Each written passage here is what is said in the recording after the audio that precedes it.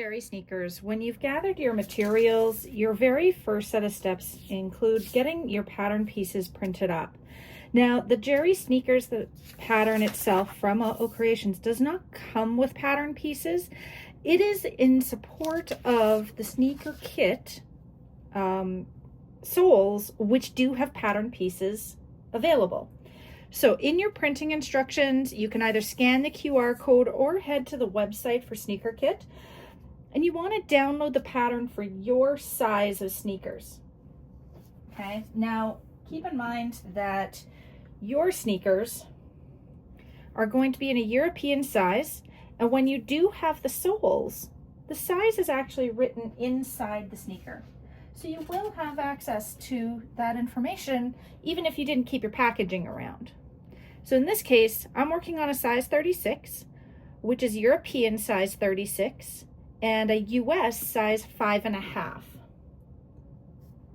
So when you download that pattern, we are using the classic 3-in-1 pattern. It's going to download a PDF, and that PDF file, you do need to open that with Adobe Reader. It's really, really important that you do open it using Adobe Reader, not just your web browser, Google Chrome, Microsoft Edge, Safari, I don't care which one, use Adobe Reader.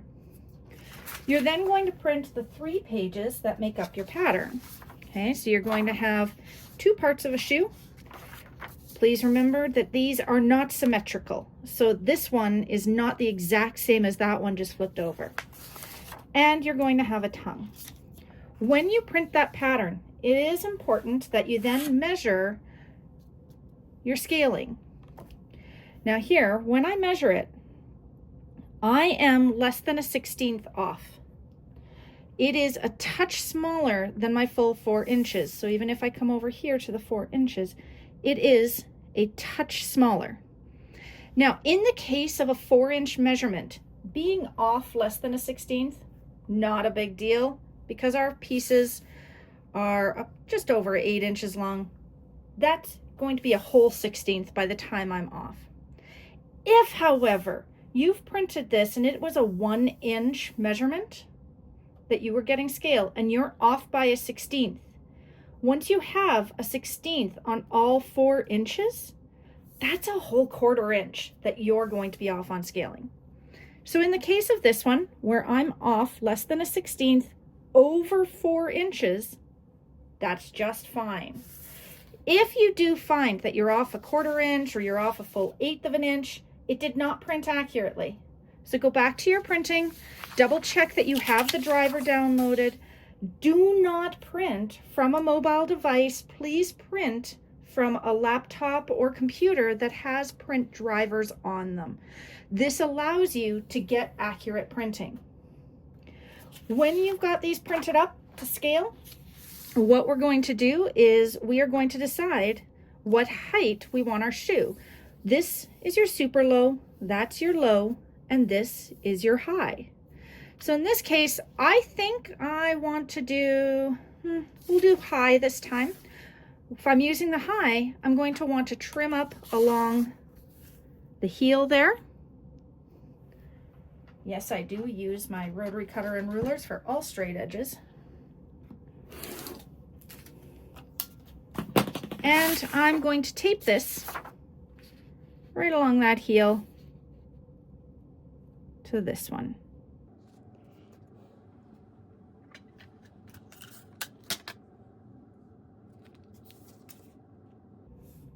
Take the time to make sure it's straight and lined up.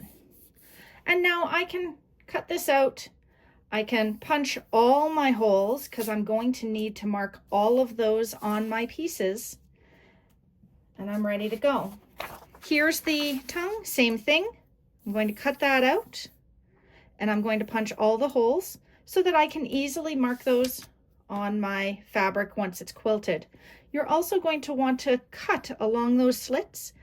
And what I do, let me show you how I cut those so that I can properly mark them on my fabric.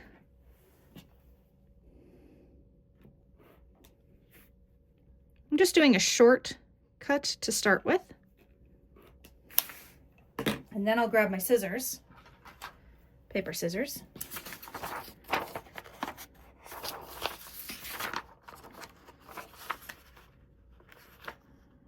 That one's okay. That one. I'm going to cut that slit in half. And make sure it's all the way down to the tip of it.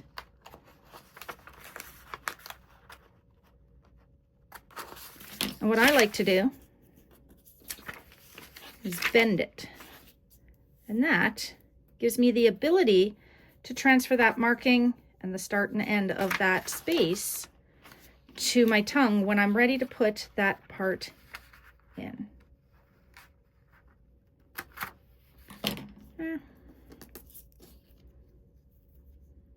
And that one's ready. So now I can mark that on my tongue when I'm ready to get there, after I'm done all the quilting and I've got everything ready to go. So I've now got my pattern pieces.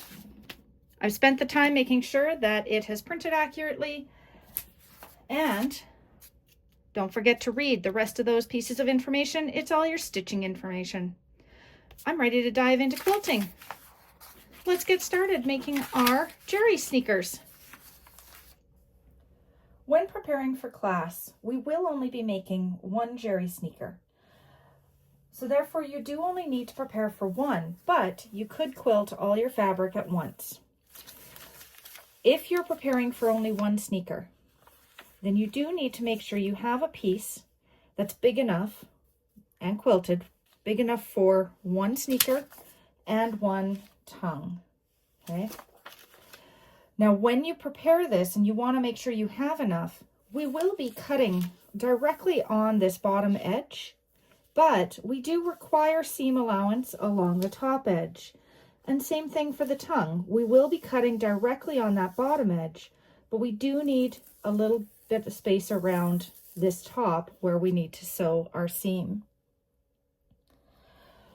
So you don't necessarily need as much fabric as is in the pattern requirements. Those pattern requirements are based on the largest size of sneaker and the high top style of sneaker, which has a larger tongue, and the sneaker itself is bigger. Plus, of course, this one's a 36, making it much smaller than, say, a 42. So take a look at how much fabric you actually need. In class, we will focus on just one sneaker.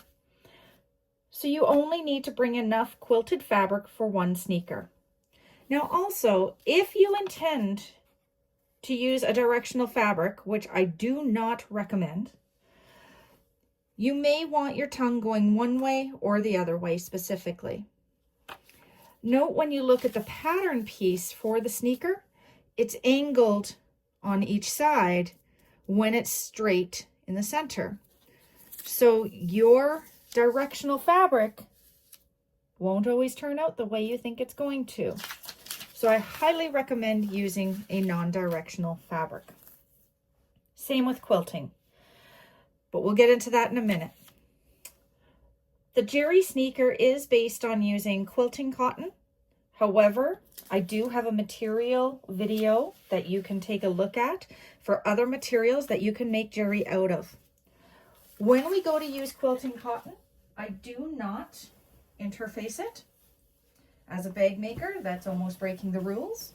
But all we do is quilt the foam and the exterior fabrics together. So how do we get there? Your foam, you can use a warm iron to get any of these creases and wrinkles out of. This is Annie's Soft and Stable foam. It is my preferred foam. I find it works the best for me. Your foam needs to have this trico material on it. You don't want to use what's commonly termed as naked foam, where it doesn't have that. This finish on the foam allows your feed dogs to grab it as it's quilting. So there is Pellon as well as Bozal foams. They do have a fusible option as well as non-fusible. I do again recommend non-fusible, but in this case you could use a fusible foam. If you're going to do that, Then when you lay your cotton down or your fabric down, you could run an iron over that and gently fuse it in place. If your foam is double-sided fusible, where there's a fusible on both sides of it, don't press for too long. You don't want to fuse it to your ironing mat. That can happen. I've done it. If you're using a non-fusible foam, like I have here, you can use an adhesive spray. Here I have a machine embroidery adhesive spray. I also have Elmer's spray adhesive, Craft Bond. Both of those I recommend spraying well outside. You will get overspray. And when you get overspray, you end up with a little bit of spray wherever you are near. All you need to do is a light coat on your foam and then gently smooth your fabric down on it. For good measure, I do then like to take this to my ironing board and give it a very quick press just to heat set that adhesive. If you don't have one of those sprays, you can also use either a fabric glue stick.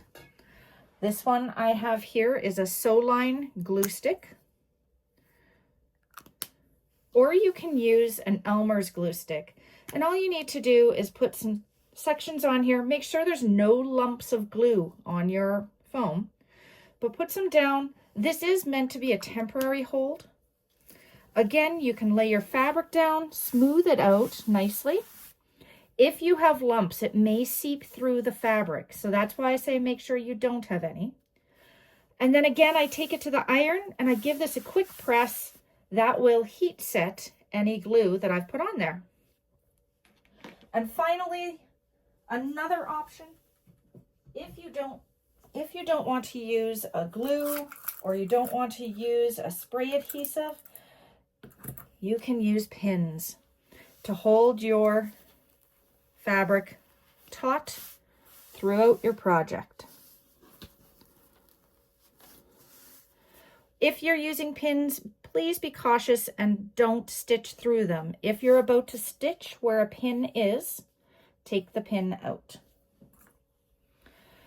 And finally, the last option I want to give you that I can think of is actually just using clips. If you're not using quilting cotton and you're actually using a wax canvas or something firm that stays stiff, you can always just throw some clips around the outside edge to hold it taut while you're stitching it. So now that you're ready for stitching, now you have to think about what you're going to stitch. So this quilting, again, it is just the exterior fabric with the foam.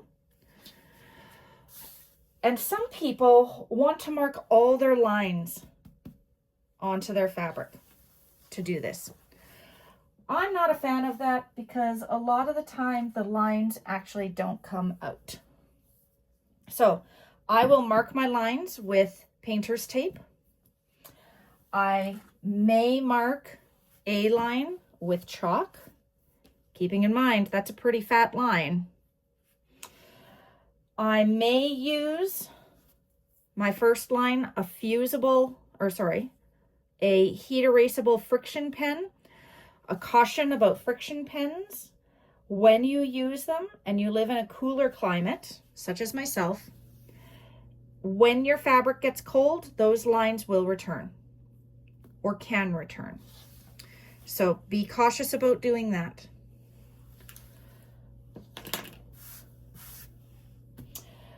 I will typically only mark a line, and then I will use a guide at my sewing machine.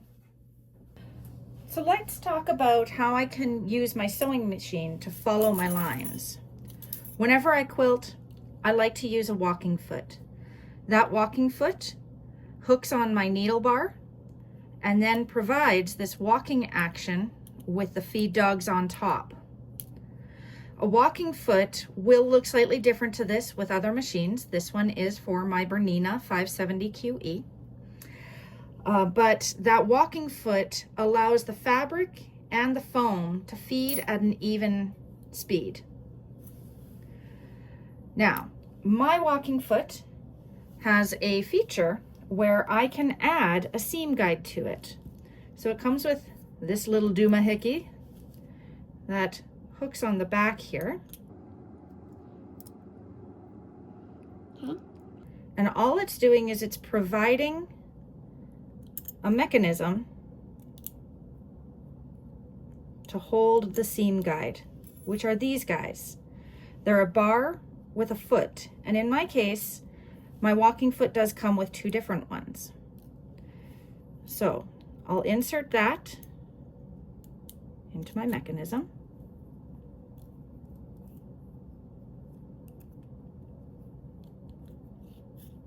Okay, so the bar goes right through it, and then I will screw my back in tight so that it doesn't shift on me.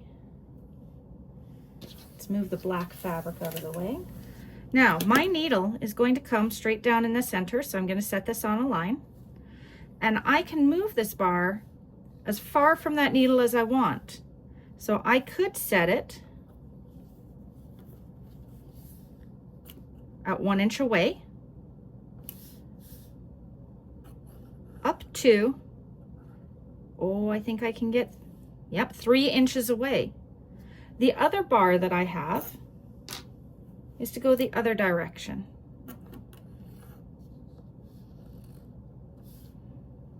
Okay, so this is for my walking foot, but these bars do typically come with a sewing machine and can be used with a regular foot.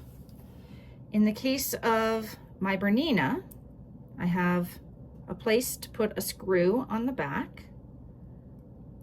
And if you do have a Bernina, chances are you found one of these screws has fallen out somewhere at some point. And this bar, again, can go in there and be used as a guide. Oh, I just unscrewed it. So much for screwing it in.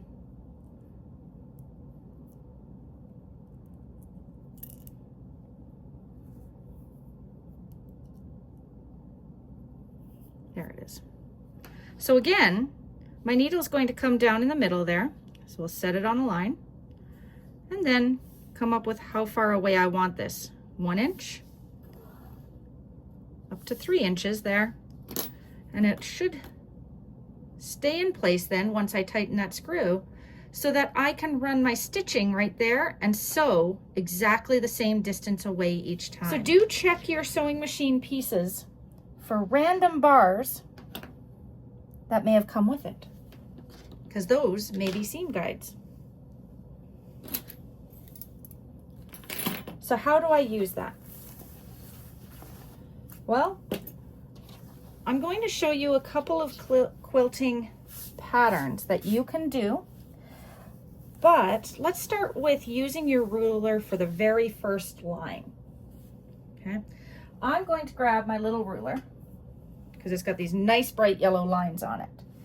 And this ruler has a 30-degree line on it, it has 45-degree lines on it, and it has 60-degree lines on it. All you need to do is you need to take one of those lines, let's take the 45-degree one, set it on the edge of your fabric, and that is now a 45-degree line. At this point, what I would do is throw a piece of painter's tape down right along my ruler, and that is now going to be my first line. So something I might do is write on the painter's tape an arrow, kind of like construction guys do, to say that's the right side of the line. And I'm going to stitch there. Now, if I do that and I decide that I want to set my seam guide a little smaller, I'm just going to choose an arbitrary distance here. Once that's stitched, all I do is I line my guide up on that stitched line and stitch, and then set that on the next line and stitch. That saves me from marking all my lines. Now instead of 45 degrees, perhaps I want to do a 60 degree. 60 degrees is this line here. Okay, so here's my 60 degrees. And I can throw my tape down there for my first line. And from then on, use my seam guide. When I do this stitching, I do like to use a larger stitch length, just like I'm top stitching. So a 3.5. If you're doing toddler shoes, I don't recommend going with a big stitch. They can dwarf the shoe. It seems funny, but it can. So let me show you a couple of quilting options and how you get there. Consider using a double needle if you want to do double lines of stitching. That's an option. I haven't done that myself, but somebody asked me when they saw my double line of stitching once. Or another option would be to consider just going free motion. Just do some squiggly lines or some off lines. That is probably the fastest way to get this quilted and still have a really amazing effect on your shoes. Also consider your thread carefully. You do want to use a thread that either matches if you want it to blend and just show the denseness, or you may want to use a contrast variegated thread. I do like to use a polyester thread on my shoes, similar to my bags, but I don't go for a super heavy weight. I go for a 40 weight thread in my Bernina machine. I like the weight of a 40 weight. It looks really nice and clean. And personally, I prefer a thread that has a little bit of a shimmer or a sheen to it. So I do like to use a Glide 40 weight thread in polyester. So let's get to those quilting lines. Since we've talked about the different types of tools we can use to mark our lines, let's talk about those lines that we can add in quilting. I'm going to start with a 45-degree line, and that 45-degree line, I use the ruler to line up along the edge using that 45-degree line on the ruler along the edge of the fabric, and then I'll mark that very first line. Once I've got that line, I'll then focus on using my seam guide at my sewing machine to draw the rest of those lines. And those lines can be at an inch apart, inch and a half apart, perhaps even more. When I've done the very first set of lines, I'll do a mental evaluation. Do I like that? Do I want to double it up? How do I feel about that? And something I do enjoy doing is top stitching. It's one of my favorite activities in my bag making life. So I do tend to double it up a lot of the time. I feel it adds a lot of extra depth and a lot of fun. When you're doing that double up or that top stitching, do make sure you've picked one side of the line to work from and do that same side on every single line. Otherwise, you'll end up with what looks like uneven spacing. From there, I could leave my quilting at this point, or I could continue and go the opposite direction with my quilting, giving me the start to a plaid look. And I could double up those lines as well, giving me a nice checkerboard look. Something to keep in mind when you are doing these lines is that your Jury sneaker pattern piece will never have these lines straight up and down on both sides of the shoe. So when we put our pattern piece directly on top of these lines, you can see that it doesn't matter what's happening, those lines are not the exact same on the inside and outside of your foot. In the case of this pattern piece that we're looking at, this is the right foot. On the right-hand side is the outside of the right foot, and on the left side with the little notch is the inside of the right foot. So you can see how it's a little offset. So be conscious of how you're placing your pattern piece. There's a lot of options. And because we've quilted our fabrics, we're not so worried about staying directly on the grain so much as we're worried about the aesthetics.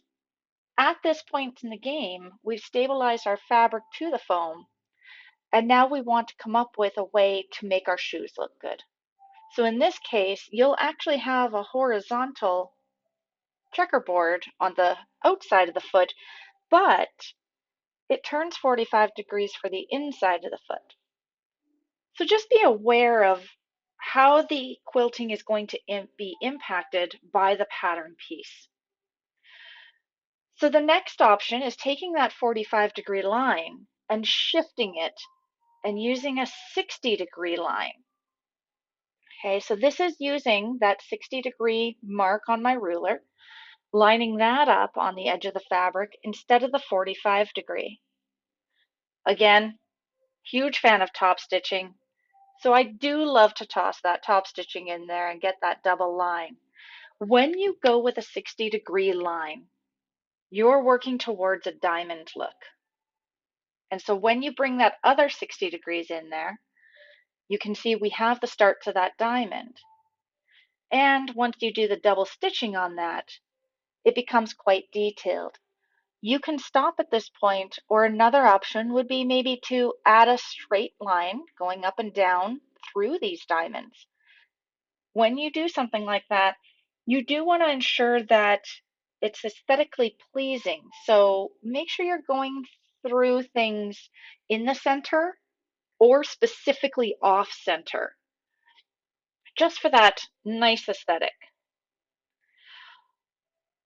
Again, when we put our pattern piece onto this, you do get that nice diamond, but remember it's not going to be directly up and down the way we quilted it.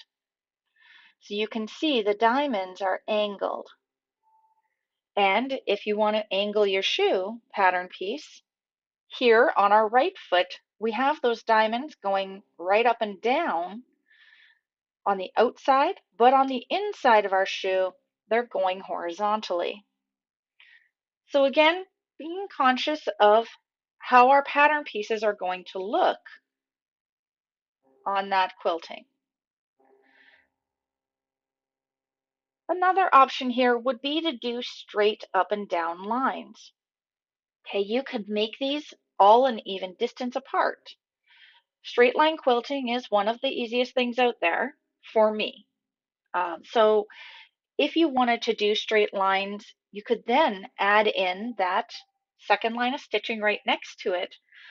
Or another option would be doing lines that are just a little further away from the first ones, giving you a really nice straight line appearance, but they're not all evenly spaced.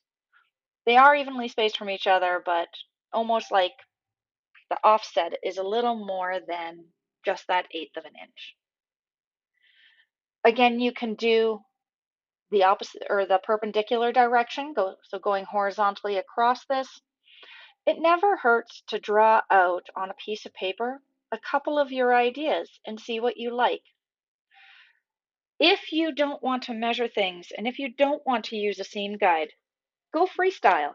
Do some slightly wavy lines on every one of your lines. Go diagonally, go squiggly. Nobody's going to know whether it was on purpose or not. These are your shoes, just for you. So I am using wax canvas here, which allows me to just scratch my markings in, and then I'll have lines to follow. Today I'm going to do 30 degrees. So I'm using my 30-degree line, lining it up, and I've marked my first 2 lines. Now I've decided to go 1.5 inches away, and I could continue marking every one of those lines, or I could go to my sewing machine, put the seam guide onto my foot, and follow the lines that way. Just do one line, then line the seam guide up with it, and do the next line. Because it's wax canvas, I thought I'd mark all my lines.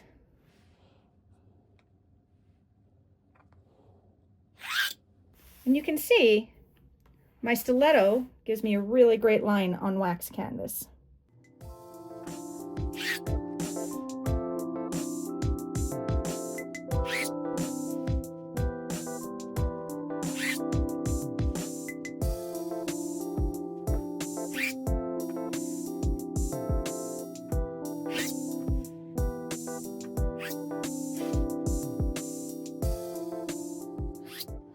So that gives me one direction of my 30 degrees. Let's take a look at doing the other one. This is going to give me a diamond.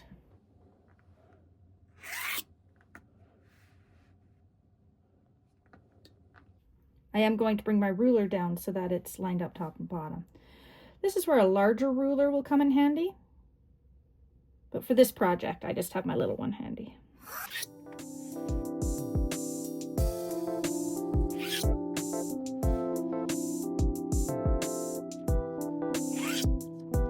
And you can see those diamonds starting to form. So let me take this to the machine and we'll see how this turns out. I'm going to start in the middle of my piece so that then I don't have to worry about it shifting too much all over the place. Now this is wax canvas and I've marked my lines just using a stiletto. And I'm going to start by holding my threads. I am not going to backstitch at the start and end. I'm going to be cutting my sneakers out of this piece, so I'm not going to be using the whole thing, therefore it doesn't matter. Let's go.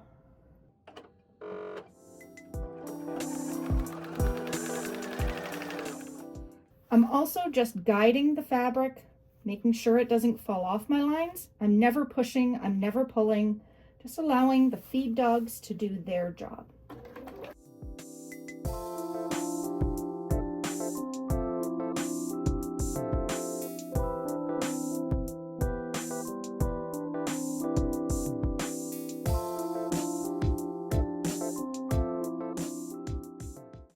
There are mixed emotions about whether you should just go in one direction. Because of the size of piece, I'm not worried about it shifting my material by going one direction and coming back the other.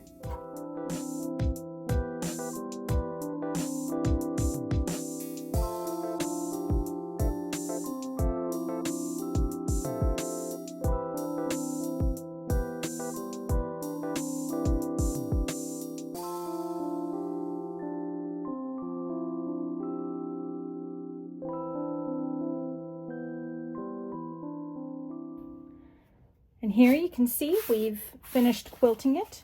We've done the 30-degree angles from my ruler. We've used that 30-degree angle, and I've echoed it, echo quilting I suppose we'll call that, to get my diamonds. We're ready for the next steps.